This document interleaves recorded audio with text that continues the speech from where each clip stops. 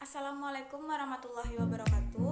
Perkenalkan, saya dari kelompok 10 yang beranggotakan saya sendiri, Weri Oktavia, NIM 3420099, dan rekan saya Cindy Kurnia Rahim dengan NIM 3420097. Baiklah, pada kesempatan kali ini kami akan mempresentasikan makalah kami yang berjudul Filantropi Islam.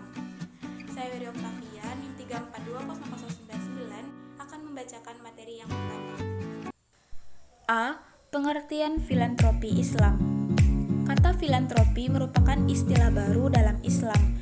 Namun, belakangan ini sejumlah istilah Arab digunakan sebagai padanannya.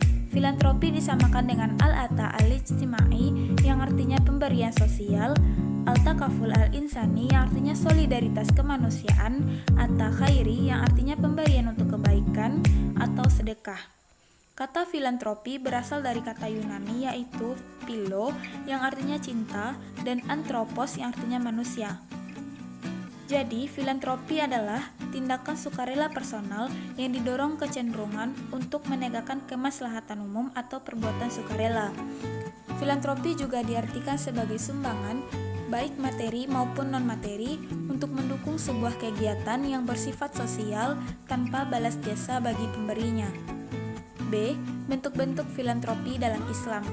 Islam mengenal dua dimensi utama hubungan, yaitu hubungan manusia dengan Allah dan hubungan manusia dengan manusia. Tujuan dari kedua hubungan ini adalah keselarasan dan kemantapan hubungan dengan Allah dan sesama manusia termasuk dirinya sendiri dan lingkungan. Bentuk-bentuk filantropi dalam Islam yaitu zakat, infak, dan sedekah. C. Quran Surat An-Nisa ayat 77. Ayat ini menjelaskan tentang menunaikan salat dan zakat. Tafsir Quran Surat An-Nisa ayat 77 yaitu, "Tidakkah kamu, wahai Rasul, mengetahui perihal orang-orang yang dikatakan kepada mereka sebelum adanya izin berjihad, tahanlah tangan-tangan kalian dari memerangi musuh-musuh kalian dari kalangan musyrikin, dan kewajiban kalian adalah mengerjakan kewajiban yang diwajibkan bagi kalian berupa salat dan membayar zakat." Kandungan Quran Surat An-Nisa ayat 77 yaitu hukum-hukum agama diturunkan secara bertahan. Orang yang memiliki kemampuan jihad adalah orang-orang yang sebelumnya telah terdidik dengan salat dan zakat serta telah memerangi hawa nafsu dan setan dari batin dan kesulitan serta problema sosial tidak boleh disikapi dengan emosional, melainkan harus mengikuti pandangan para pemuka yang adil dan berpikiran jauh ke depan. D. Quran Surat Al-Baqarah ayat 261. Ayat ini menjelaskan tentang infak. Tafsir Quran Surat Al-Baqarah ayat 261 yaitu, ayat ini menyatakan keutamaan berinfak fisabilillah, yang mana pelakunya diberikan reward atau pahala yang berlipat ganda. Perumpamaan atau sifat nafkah dari orang-orang yang membelanjakan harta mereka di jalan Allah, artinya dalam menaatinya adalah seperti sebutir biji yang menumbuhkan 7 buah tangkai pada masing-masing tangkai 100 biji. Demikian pula halnya nafkah yang mereka keluarkan itu menjadi 700 kali lipat, dan Allah melipat gandakannya lebih banyak dari itu. Bagi siapa yang dikehendakinya, dan Allah maha luas karunia-Nya lagi maha mengetahui siapa-siapa yang seharusnya memperoleh ganjaran yang berlipat ganda itu. Kandungan dari Quran Surat Al-Baqarah ayat 261 yaitu konsep infak merupakan anjuran menafkahkan hartanya dalam meningkatkan ilmu yang bermanfaat kepada orang-orang yang membutuhkan, fakir miskin sebagai bakti sosial dan ketaatan. Nilai atas hal tersebut akan dilipat gandakan. Kelipatannya diumpamakan dengan 700 kali lipat hingga berlipat ganda banyaknya lagi dari itu, dan keberkahan rizki serta nilai materi yang diterima. Serta melipat gandakan yang 700 itu dengan kelipatan yang banyak bagi yang menjaga adab-adab dari apa yang diisyaratkan oleh ayat-ayat setelah ini dan yang menginfakkan harta untuk meninggikan kalimah Allah. Demikianlah yang dapat saya presentasikan, lebih kurang mohon maaf. Saya akhiri dengan Assalamualaikum warahmatullahi wabarakatuh. Assalamualaikum warahmatullahi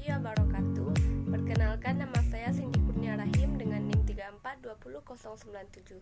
Baiklah, saya akan membacakan lanjutan materi yang kedua, yaitu Tafsir Quran Surat Ali Imran ayat 92 dengan Quran Surah At-Taubah ayat 29. Tafsir Quran Surat Ali Imran ayat 92. Kata lan tanalu albirra hatta tunfiqu mimma tuhibbun. Pada ayat tersebut untuk menunjukkan sasaran akhir dari kedermawaan adalah tergapainya kebaikan yang sempurna. Albira menggambarkan puncak kesempurnaan yang terdiri dari kelapangan dada, kejujuran dan ketaatan. Kesempurnaan material lahirkan dan kesempurnaan spiritual batiniah. Imam Ahmad mengatakan telah menceritakan kepada kami Rauh telah menceritakan kepada kami Malik dari Ishaq dari Abdullah ibnu Abu Talhah yang pernah mendengar dari Anas ibnu Malik bahwa Abu Talhah adalah seorang Ansar yang paling banyak memiliki harta di Madinah, dan tersebutlah bahwa harta yang paling dicintainya adalah Bayruha atau sebuah kebun kurma yang letaknya berhadapan dengan Masjid Nabawi. Nabi SAW sering memasuki kebun itu dan meminum airnya yang segar dan lagi tawar. Sahabat Anas R.A. melanjutkan kisahnya bahwa setelah diturunkan firman-Nya yang mengatakan, kalian sekali-sekali tidak akan sampai kepada kebaikan sebelum kalian menafkahkan sebagian harta yang kalian cintai. Lalu Abu Talhah berkata, wahai Rasulullah, sesungguhnya Allah telah berfirman, kalian sekali-sekali tidak sampai kepada kebaikan sebelum kalian menafkahkan sebagian harta yang kalian cintai. Dan sesungguhnya hartaku yang paling aku cintai adalah kebun Bayruha ini. Dan sekarang Bayruha ini aku sedekahkan agar aku dapat mencapai kebaikan melaluinya dan sebagai simpananku di sisi Allah. Maka aku mohon sudilah engkau wahai Rasulullah mempergunakannya menurut apa yang diperlihatkan oleh Allah kepadamu. Maka Nabi menjawab melalui sabdanya, wah, itu harta yang menguntungkan, dan aku telah mendengarkannya. Tetapi aku berpendapat, hendaklah kamu memberikannya kepada kaum kerabatmu. Abu Talhah menjawab, akan aku lakukan sekarang, wahai Rasulullah.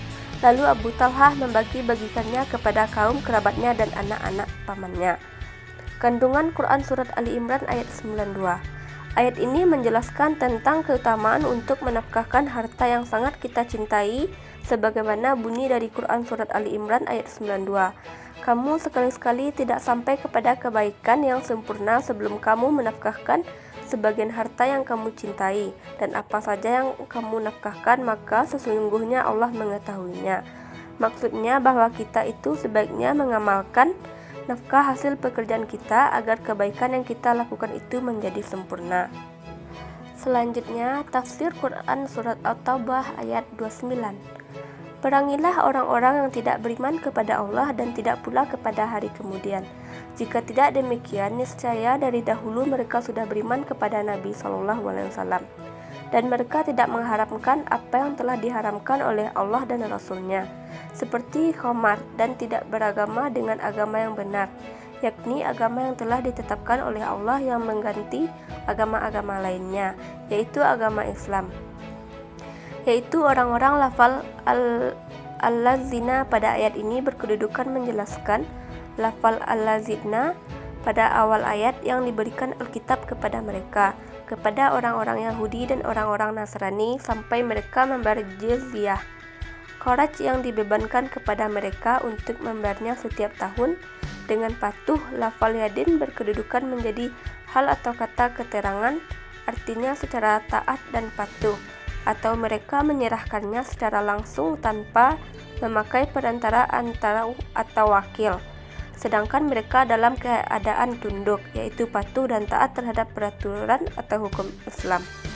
Kandungan ayat ini, maksud dari ayat ini adalah perangi orang-orang kafir jika kamu diperangi atau diserang duluan atau mereka mempunyai maksud untuk menyerangmu.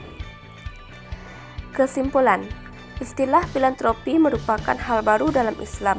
Meskipun demikian, praktik filantropi sebenarnya telah dipraktikkan jauh sebelum istilah filantropi itu sendiri muncul. Berbagai bentuk filantropi diajarkan dalam Islam seperti zakat, infak, dan sedekah. Sebagai negara dengan mayoritas penduduk beragama Islam, Potensi zakat, infak, dan sedekah di Indonesia sangatlah besar. Zakat, infak, dan sedekah merupakan instrumen keadilan distribusi dalam ekonomi Islam. Jika dikelola dengan baik dan profesional, potensi dana zakat yang besar ini akan berdampak signifikan terhadap perekonomian Indonesia, khususnya dalam upaya pengentasan kemiskinan di Indonesia. Itulah pembacaan materi dari saya. Mohon maaf jika ada kesalahan. Saya sudahi.